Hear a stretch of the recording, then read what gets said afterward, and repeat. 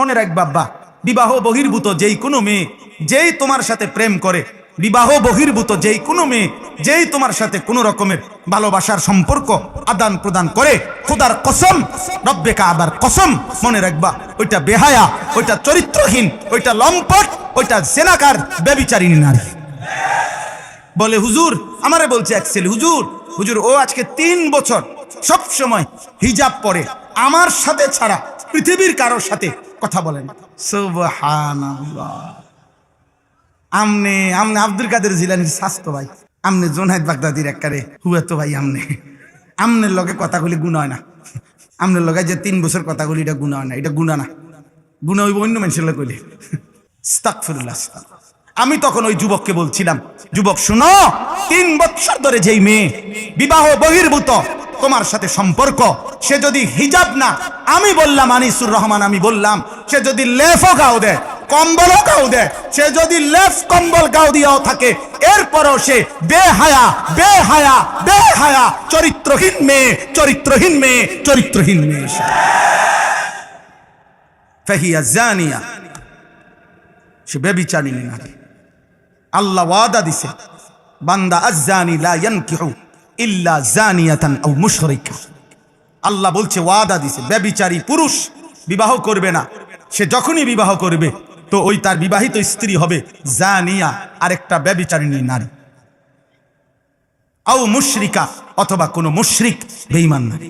এজন্য চরিত্রহীন যুবক যদি তওবা না করো, এই নারী দেখে অভ্যস্ত, ছবি দেখে অভ্যস্ত, উলঙ্গ দৃশ্য দেখে অভ্যস্ত, কোনো মেয়ের সাথে অথবা আপনজন কোনো মেয়ে, চাচাতো বোন, মামাতো বোন, ফুফাতো বোন, খালাতো বোন, আপনজন কারোর সাথে যাদের হারাম, অবৈধ, বিবাহ বহির্ভূত, নাজায়েজ যাদের সম্পর্ক, যদি তওবা না করো, যদি আল্লাহ মাফ না করে, তোর কপালে বিবাহিত স্ত্রী জুটবে আরেকটা জেনাকার অথবা বেঈমান।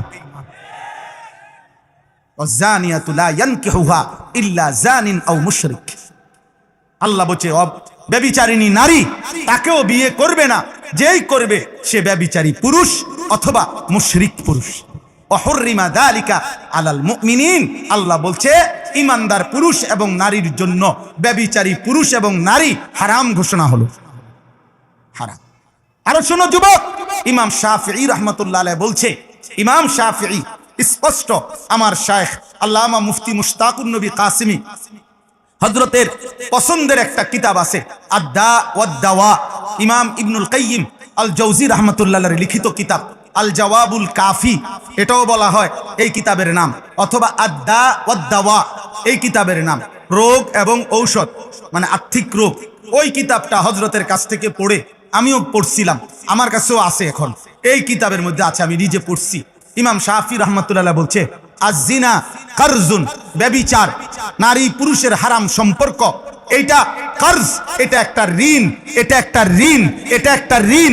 তিনি বলছেন, হে যুবক, যদি কেউ বিবাহ বহির্ভূত জিনা করে থাকো, ব্যভিচার করে থাকো, যদি তওবা না করো, যদি আল্লাহ মাফ না করে, খোদার কসম, ইমাম শাফিঈ পৃথিবীর বিখ্যাত মুজতাহিদ ইমাম, তিনি বলছেন, তাহলে অবশ্যই তোমার পরিবারের কাউকে দিয়ে তোমাকে সেই ঋণ শোধ দিতে হবে, শোধ দিতে হবে, শোধ দিতে হবে।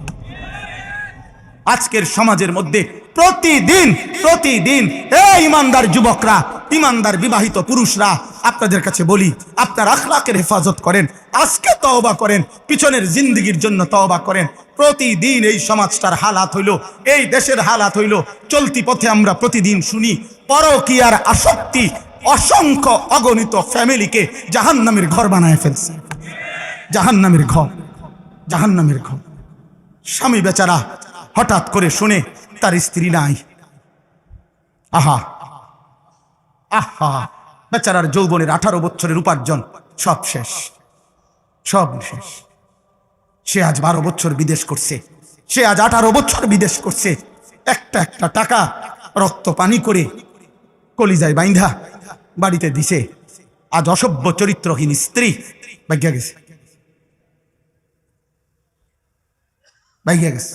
ঘরকে ঘর, ঘরকে ঘর, ঘরকে ঘর। নারী কোনোভাবেই, যারাই মনে রাখবেন, যারাই নিজ ঘরের স্ত্রীকে আপনি আহলাত করতে গিয়ে বেহায়া, বেপর্দা, অনায়াসে বাজারে ছেড়ে দিচ্ছেন, বেডির হাতে মোবাইল 2টা, বড় বড় মোবাইল দুইটা। বলে তো হিজাব পরে, হিজাবের উপরে যে ডিজাইন করছে এত্তেবেলা আগে জিডি কিন্তু ইডি বালা ছিল। হিজাবের মানে বেড়াই তো ঘাস খায়। হিজাব এটাই তো এমন ডিজাইনেবল, মাথার উপরের এটা স্কার্ফ, এইটা স্কার্ফ তো না, এটা স্কার্ফ। এইটার মধ্যে 12 রকমের ফেস দিয়া এরপরে এইটাকে যে কোনো ভাবে সিদ্ধান্ত একটাই যে পর পুরুষ আমি এমন ভাবে পোশাক পরব, এমন ভাবে সাজবো। অটো ড্রাইভার থেকে সিএনজি ড্রাইভার থেকে অদিল্লা বদিল্লা থেকে শুরু করে উচ্চ পদস্থ ব্যক্তি পর্যন্ত, বেড়া তুই বেড়া চাইতি না, তোর আব্বাই চাইবো বেড়া বেড়া। দরকার হলে পাউডার আরো দেবো বেড়া, পাউডারে না কদ্দুর আর কিতা। হ্যাঁ লাগলে দরকার হলে ফেয়ার এন্ড লাভলির বালতির সুবানি দিবে প্রয়োজনে। তুমি চাইতা না কেন? তোমার বাপে চাইবো, চাইবা না? এইভাবে সাইজা বাইর হয়। আর এবারটা জামাই, এবারটা জানে, এবারটার বউ মানে টুটু টুটু, এবার বে এটা আকামলা কা পুরুষ বেটা। আপনার বউ বাগতো না তো কার বউ বাগবো বলেন মিয়া? আখলাকের হেফাজত করেন, আখলাকের হেফাজত করেন। কোনোভাবেই যুবক ভাই, নওজোয়ান অবিবাহিতদেরকে বললাম, চরিত্র নষ্ট করো না আব্বা, তোর কপালে ভালো নারী জুটবে না রে বাপ।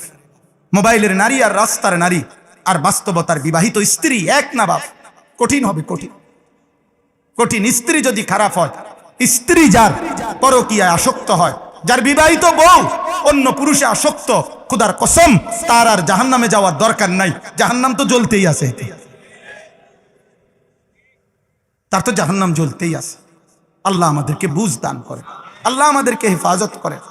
চলেন, আল্লাহ তাআলা বলেন ওয়ায়াউমা তাশাক্কাকুস সামাউ বিল গামাম, আল্লাহ তাআলা বলেন কিয়ামতের দিন আসমানটা মেঘে ঢেকে যাবে।